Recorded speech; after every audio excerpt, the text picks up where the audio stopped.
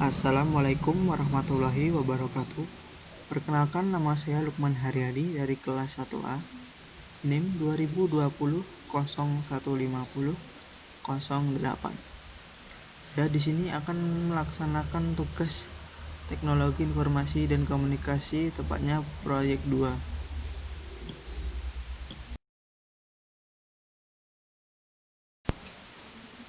Baik, sebelumnya saya akan menjelaskan pengertian tentang hardware. Hardware adalah salah satu komponen dari sebuah komputer yang sifat alatnya bisa diraba dan dilihat secara langsung, atau bentuk nyata yang berfungsi untuk mendukung proses komputerisasi.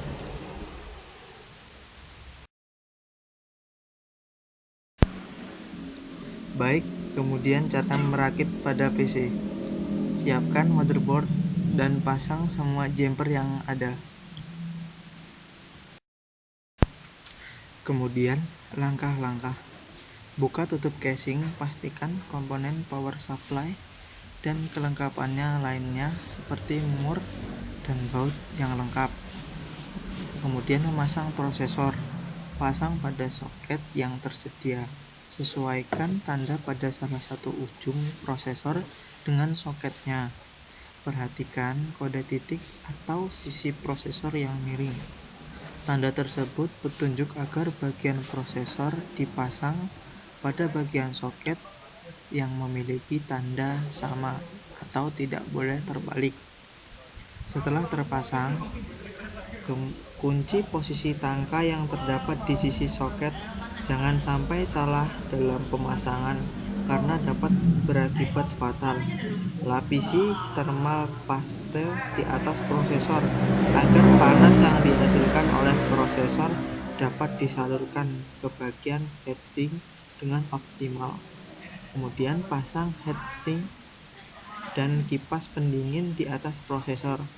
Hubungkan konektor kabel kipas pendingin dengan soket di motherboard atau CPU fan.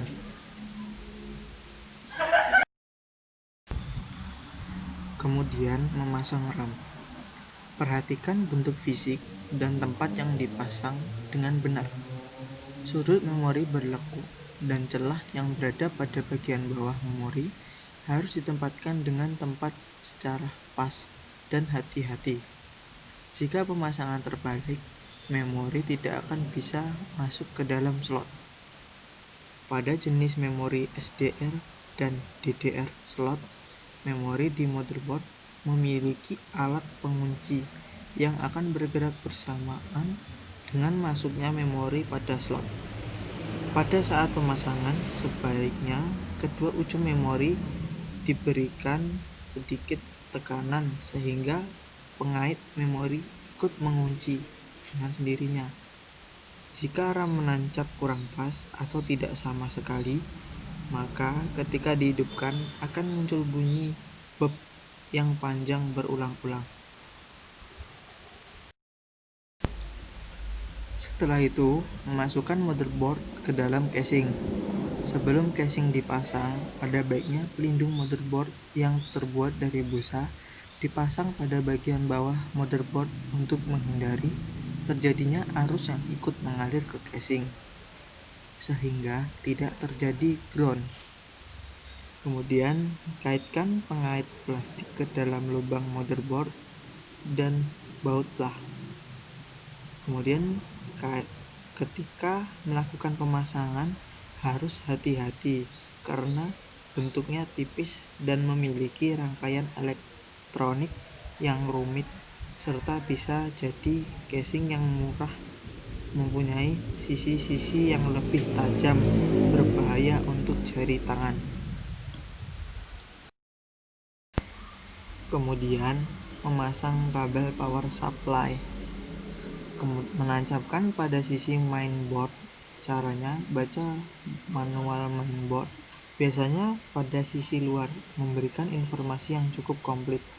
Kemudian untuk motherboard jenis ATX, pasang kabel power khusus ke slot yang terdapat pada soket sesuai gambar tata letak di motherboard. Kemudian memasang hard disk, CD atau DVD-ROM drive, dan floppy drive jika diperlukan pada tempatnya, dan kencangkan dengan baut secara perlahan dari sisi-sisinya. Kemudian memasang kabel power media penyimpanan. Perhatikan sudut pada konektor plastik. Konektor sudah dirancang khusus agar tidak terbalik dalam pemasangannya. Jika terbalik, maka konektor tidak akan bisa masuk. Kemudian memasang kabel data media penyimpanan. Kabel data ini berfungsi sebagai penghubung peralatan ke motherboard.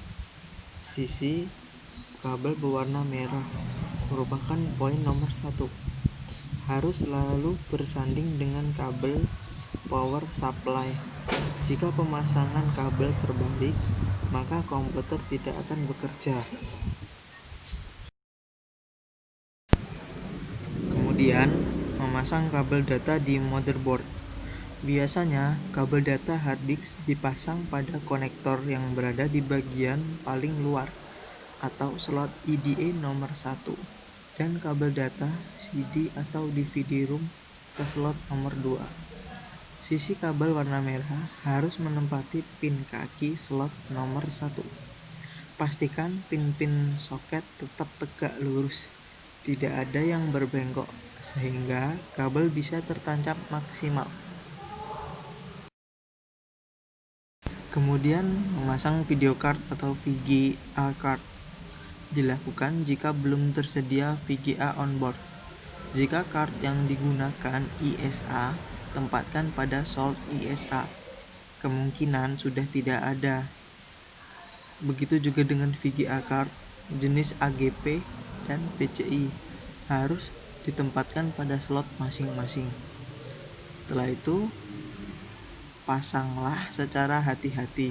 Setelah yakin tertancap, maka pasang more untuk menguatkan posisinya terhadap casing. Kemudian memasang modul PC lain, misalnya entrance card, sound card, dan lain sebagainya.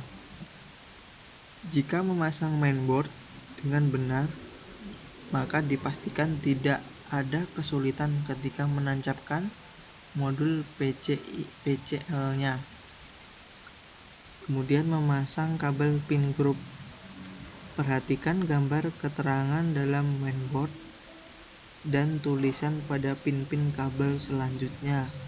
Pasang kabel-kabel ke pin group. Hubungkan konektor kabel penghubung dengan kabel reset ke pin reset, speaker ke pin speaker, power ke pin power, dan indikator ke pin HDD LED.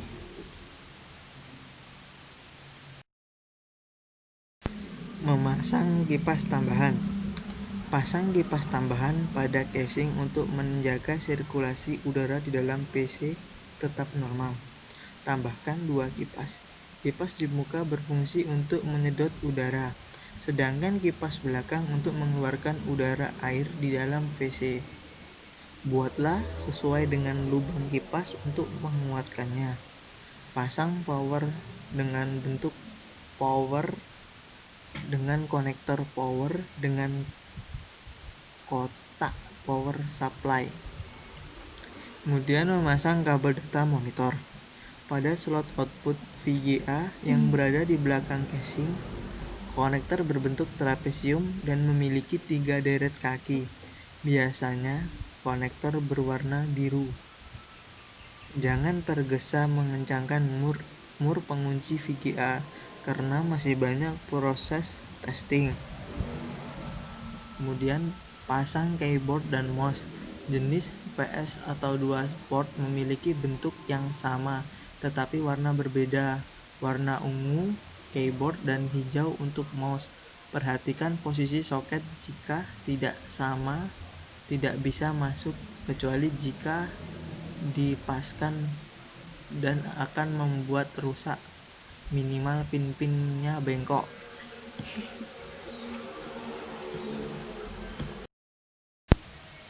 Kemudian memasang kabel power listrik. Pastikan proses yang sudah dilakukan tertancap sempurna pada tempatnya.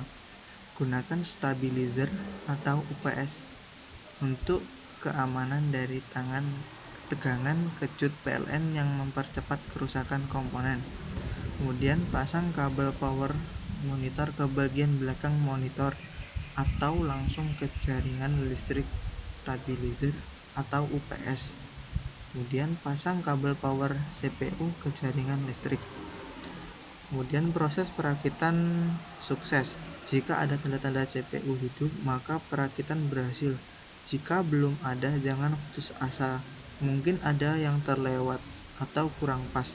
Setelah itu, atur program BIOS dan menginstal sistem operasi. Sebelum dilakukan, ada baiknya dicek kembali semua langkah, posisi jumper, dan kabel-kabel penghubung untuk memastikan bahwa perakitan benar-benar sempurna. Kesimpulan, pendekatan teknologi informasi dan komunikasi dalam belajar dan mengajar sains dan teknologi dalam konteks pengalaman manusia. Dengan adanya pembelajaran dalam merakit komputer, mahasiswa dapat memahami komponen yang ada di komputer, sehingga memudahkan untuk sesi belajar mengajar juga dalam memahami teknologi secara lebih baik, serta mahasiswa dapat mengembangkan perakitan dengan ilmu pengetahuan dan menambahkan keahlian dalam perakit komputer. Sekian presentasi dari saya. Apabila ada kurang atau lebihnya, saya mohon maaf. Assalamualaikum warahmatullahi wabarakatuh.